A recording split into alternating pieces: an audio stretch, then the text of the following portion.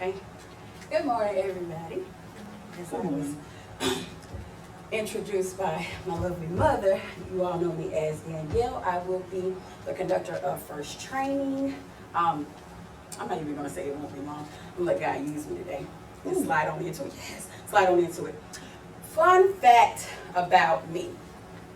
Not too long ago, I was looking for a change of career. And as I was looking, pondering, I decided to become a referee for the MMA Association. I know. You look at me and you're like, that's quite odd. But if you knew me, and to know me is to love me, if you knew me, you would know that I love to watch MMA, and I love to watch boxing bouts on occasion. So I researched the requirements and the compensation for what it would take and how much a referee gets paid in those associations. And after I did all that, I was like, I can do this. You know, they don't require much. You ain't have to go to school sometimes. All you have to do is have a formal knowledge or informal knowledge of the rules, the regulations, and you can look those up online, and have an outfit or a uniform. That's it. I was like, I can do this. And for the amount of money they get paid each bout, I was like, this is what I'm going to do. But like a lot of my other brilliant ideas, I did stick with it. So I am still currently a phlebotomist. But I had to tell you all this to tell you about what we're going to talk about today. So all this week, I have had the overwhelming urge to watch the MMA bouts. Looking at the boxing reels. Anything, everything to do with MMA this week, I was looking at. I was like, okay. I started looking at the top 20 knockouts. I started looking at the top 10 greatest tap outs, the top 10 greatest types of knockouts, because there's different knockouts in the MMA that you could administer to somebody and it'd be considered a knockout. I started looking at all of those things. I was like, and as I was looking, I was like, why am I, doing this? Because I'm so Godward. I'm like, God, why do you have me looking at this? Why do you have me looking at these things? I didn't ponder it for long because I was enjoying what I was doing, you know what I'm saying? Because I knew if I kept on doing what I was doing that the answer would come. But it was always in the back of my mind. I'm like, why am I, doing this all of a sudden like this? Every single day this week or this past week.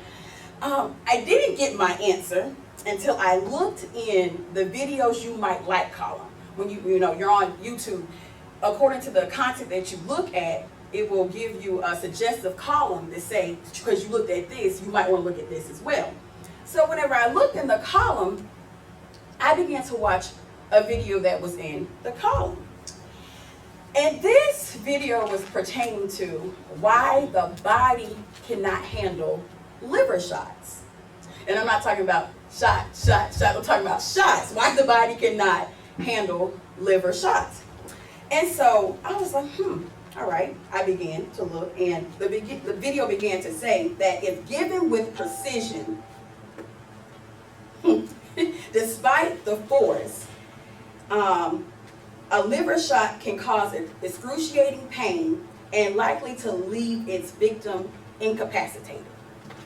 So if somebody comes right now and gives you a body shot and it hits you in your liver, it doesn't matter how hard they do it, it just matters where they do it. And the reaction of the liver shot is to cause pain and to render you incapacitated. That means that you have no more function of your body at that time. So another symptom of it is it can leave you breathless and fatigued, rendering your legs useless. It went on to say it doesn't matter how big you are or how tough you are, the correct shot will likely shut your body down. It began to detail why a shot like that is so devastating. I learned through looking at the video that the shot is not devastating because of the pain, but it's due to the change in pressure that the body experiences after the shot has been delivered, that is what causes the instant paralysis or the instant use of your body. I'm sorry, you all.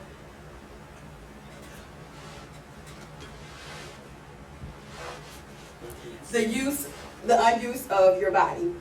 And then the video went on to say, because the liver is flexible and it's pliable due to the compressions applied to the liver, it will cause the liver to stretch, which causes signals to go to your autonomic nervous system.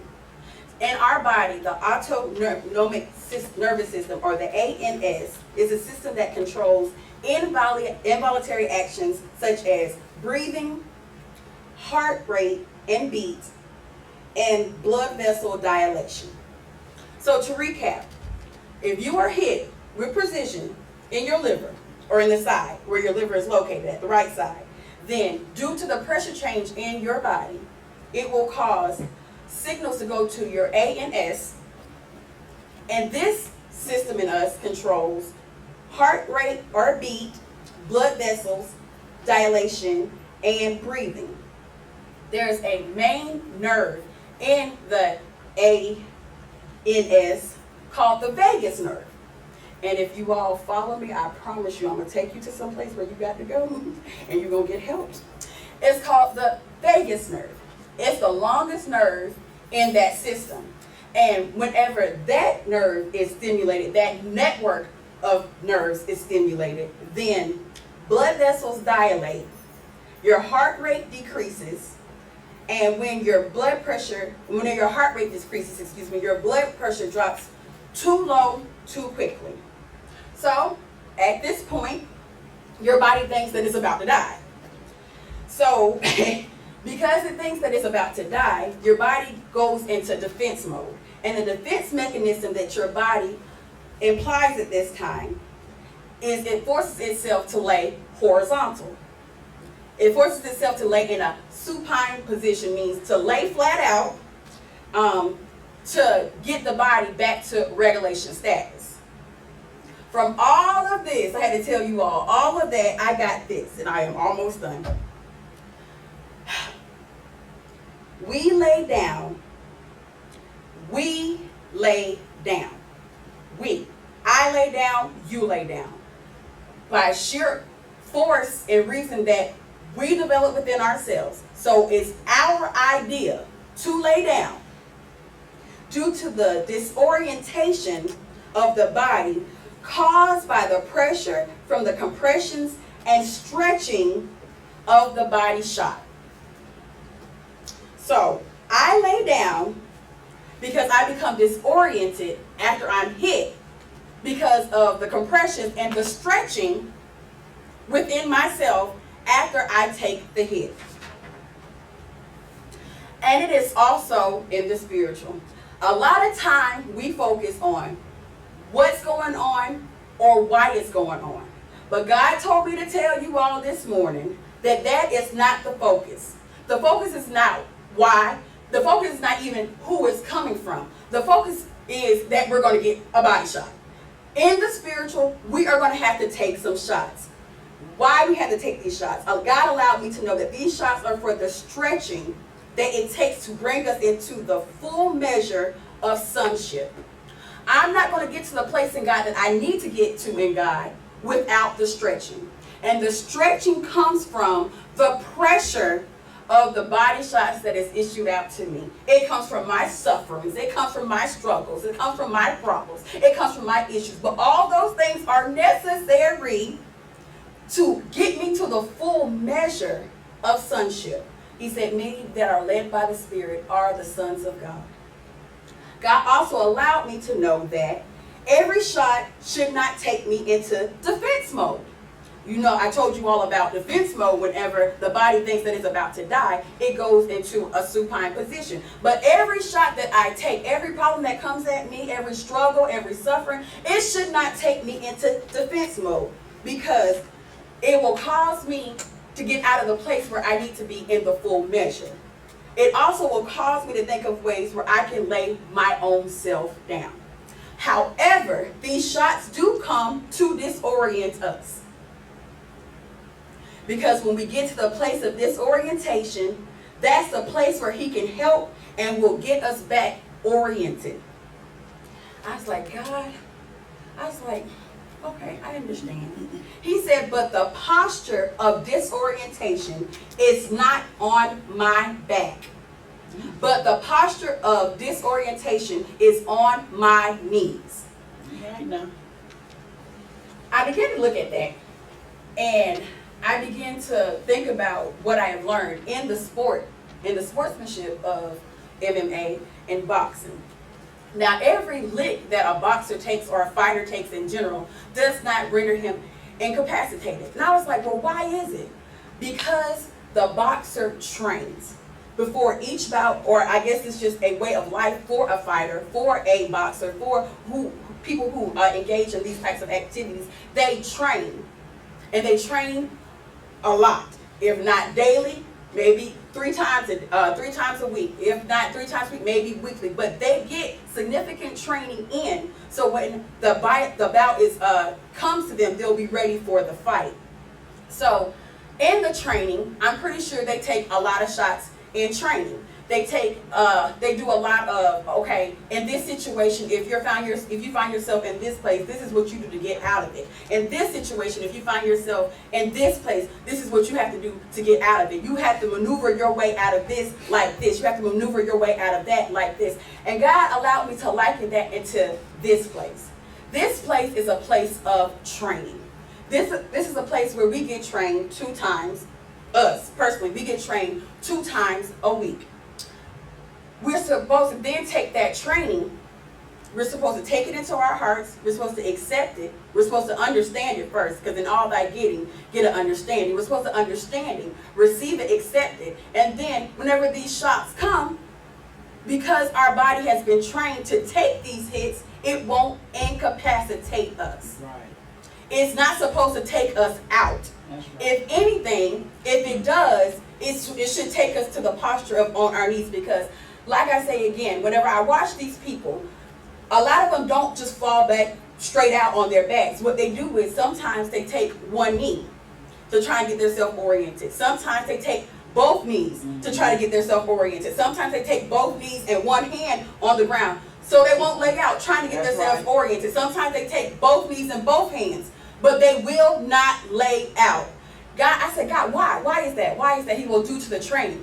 And also, it's easier to get back up from a kneeling position than it is to get up off your back. What you say? So I said, God, I thank you for the posture of disorientation. I thank you, Lord, that during my prayer and my supplication times, during my prayers of thanksgiving, even my prayers of asking, even if my prayers of just giving you the praise, not being able to utter anything, but you know, just like I talked to you all about last week, in my prayer of distress, just calling on your name, that you will come and you will hear me and you will give me in that place what I need to get up and keep on moving. I was like, God, I thank you. And then, one last thing before I take my seat. God asked me, so I'm going to pose it to you. Why would I lay myself down prematurely anyway? Because the only place that I can lay myself down, that I can provide for myself, is a place of defeat or misery. A place of wilderness or a lifeless place. It's like, so why would you even do that? And for all of us like myself that need a scripture to validate what is going on, he said, whenever I told you in Psalms 23 that I am your shepherd, and because I am your shepherd, you will not lack for anything, but he'll lay me down. It says, he maketh me to lie down in green pastures. So why I want to lay myself down if I can't even lay myself down in green pastures? He said he would do it. He's not going to lay us down in a lifeless place. He's not going to lay us down in a wilderness place. Right. He's not going to lay us down in a place where we can't receive of him. We can't glean of him, not for this world, but to get us into the full measure of sonship. The green pasture signifies the health, the strength, the life, and the abundance of that life that God will give us. Lastly, he was like, come on now. Why is it that you always laying yourself down? Every time something comes, anytime something adverse comes to come and knock you up, why do you always put yourself in a position to do that? He was like, let me lay you down sometimes. Let me do it. Let me take control of it. Let me do it, because whenever I lay you down, it's a place of life. It's a place of learning. It's a place of training. And most of all, it's a place of orientation. When we are oriented, that means we know in which direction we need to go, and we have the skills in order to propel us in that direction. Disorientation takes us to a place of confusion and not knowing. But it's not a bad place to be disoriented, as long as you maintain the posture of disorientation. God is saying that he wants to provide a way, a wealth of knowledge. He wants to expand our minds, knowledge spiritually so, that will translate into natural things being fulfilled for us. But the vision, he wants to expand our minds. He wants to get us to a place where whenever he says what he says, we just do it without reason, without question, without second guessing, with the understanding that if I go by the leading of the Lord, God will take me to the place where I need to get to. So with that being said, God is saying, let him lay you down. Don't lay yourself down. Don't take the posture of laying on your back whenever you get your body shot, due to the compression and the stretching that comes. But rest on your knees. And where you get help at, apply that help and let it take you to where you need to go. That's all I have to say. You all have a blessed day. And hey, cousin.